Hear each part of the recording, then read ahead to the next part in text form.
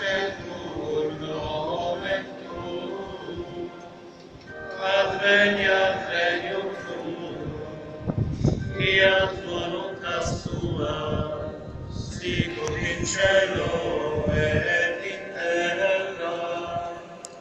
Panem nostrum quotidianum da nobis hodie, et dimitte nobis debita nostra, sicut et nos dimittimus debitoribus nostris, et ne nos inducas in tentatione, sed libera nos a malo.